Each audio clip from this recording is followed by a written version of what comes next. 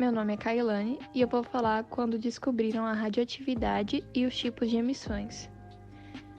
Para a gente começar a falar sobre os tipos de emissões, precisamos entender primeiro o que é radioatividade. A radioatividade é a capacidade de alguns elementos instáveis possuem de emitir energia sob forma de partículas ou radiação eletromagnética. Ela foi descoberta em 1895, quando William Hontung descobriu por acidente o raio-x, que recebeu esse nome, raio-x, por ser ainda misterioso, uma incógnita para ele, enquanto fazia experimentos com a ampola de Crookes. É um tubo de vidro vedado no vácuo com um gás sobre baixa pressão. Ele é submetido a um campo magnético externo. William desligou as luzes e ligou a ampola. Os raios vindo da ampola cruzaram o ar e fizeram brilhar um papel tratado com material fluorescente. Depois de vários testes, descobriu que conseguia sensibilizar uma chapa fotográfica com os raios que saíam da ampola, os raios X, tanto que conseguiu ver a impressão dos ossos da mão de sua mulher. Esse experimento fez com que William ganhasse o Prêmio Nobel em 1901. Em 1896, Henry Becquerel se interessou pelo experimento de William, e ele supôs que as substâncias ficassem fluorescentes por causa do Sol. Ele pegou o sal de urânio, colocou sobre uma placa fotográfica e enrolou com um papel preto e espesso, não permitindo nenhuma entrada de luz. Pegou o conjunto e expôs ao Sol. Os sais de urânio ficaram perfeitamente marcados na placa. Alguns dias depois, resolveu testar novamente a experiência, mas dessa vez o mau tempo obrigou-o a adiar. Então ele guardou o experimento pronto em uma gaveta. Para sua surpresa, depois de alguns dias, quando ele retirou o experimento, os sais de urânio estavam perfeitamente impressos na placa fotográfica. Então deduziu que o urânio emitia algum tipo de fosforescência invisível. Esses estudos renderam a ele o Prêmio Nobel do ano de 1903.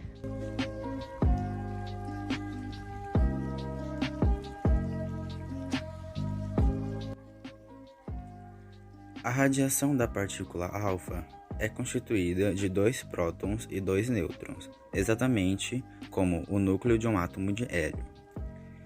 Visto que cada próton possui carga elétrica mais 1 e cada nêutron não possui carga, mas ambos possuem massa de uma unidade, uma partícula alfa possui carga mais 2 e massa de 4 unidades.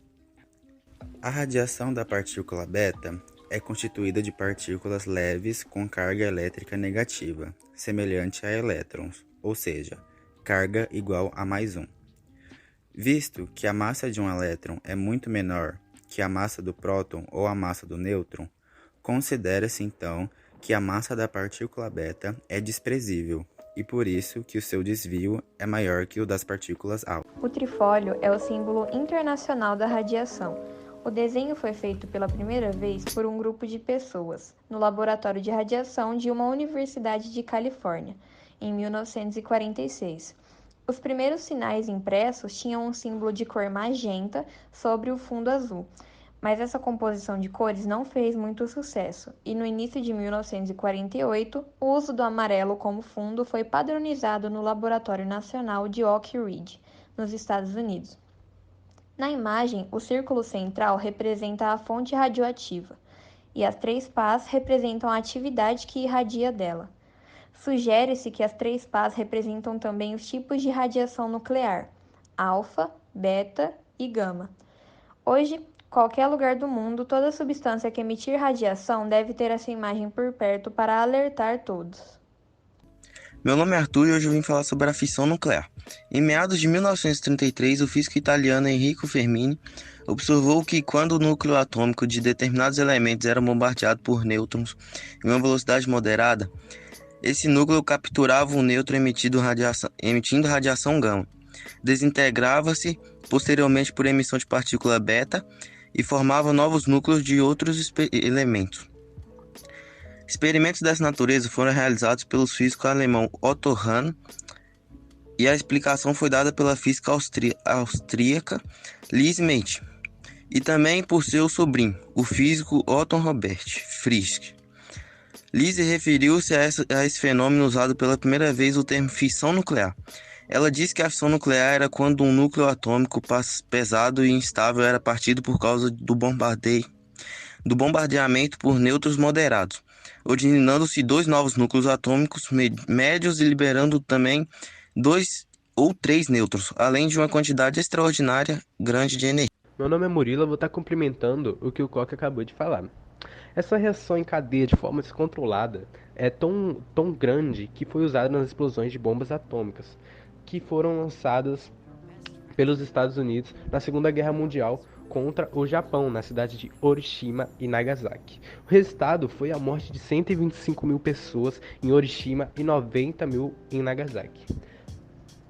Essas reações ela também tem alguns benefícios, que vai ser explicada pelo Lucas logo em seguida.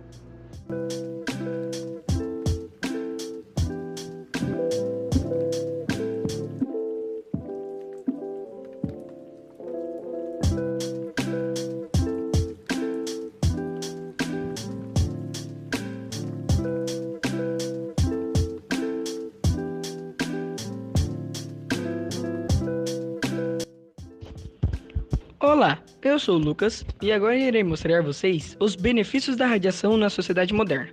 Podemos destacar que, na indústria, é utilizada para a obtenção de energia a partir da fissão nuclear, que não causa efeito estufa ou chuvas ácidas. Usa pouco de matéria-prima, urânio, para gerar energia e é mais eficiente que os combustíveis fósseis. Além disso, para a gammagrafia, radiografia de peças metálicas ou de estruturas de concreto, para verificar se há rachaduras ou defeitos que possam causar vazamentos em construções de gasodutos. Na medicina, possui muitas aplicações também.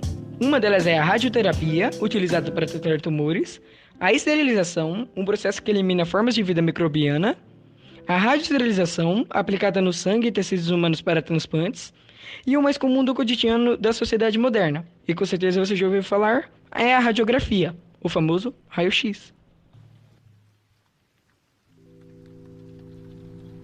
Obrigado, Lucas, pelas informações. Agora vou apresentar os benefícios da radiação na agricultura e meio ambiente.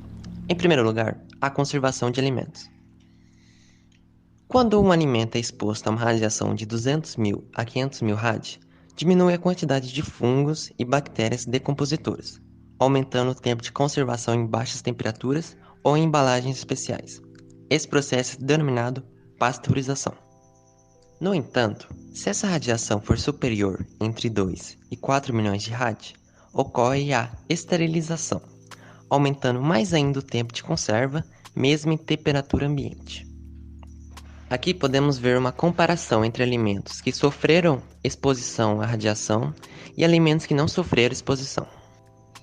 Isso ocorre por conta que a radiação altera a estrutura molecular das frutas e legumes e inibe sua maturação, pois altera seus processos fisiológicos.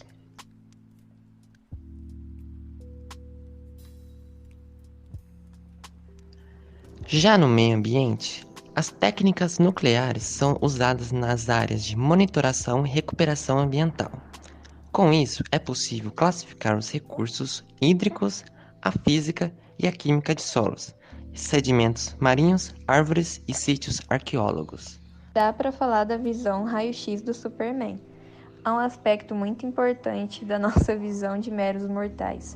Para a gente enxergar algum objeto, a luz deve sair do objeto para o nosso olho. A luz pode ser refletida ou o objeto pode emitir a própria luz. Mas de qualquer forma, a direção dessa luz é do objeto ao olho. O olho humano é só um receptor de luz, por isso não há nenhum tipo de raio que possa ser disparado por ele. Quando estamos em um quarto totalmente escuro, não conseguimos enxergar nada. Na verdade, vemos a cor preta, que é a cor que o nosso cérebro associa à falta de luz.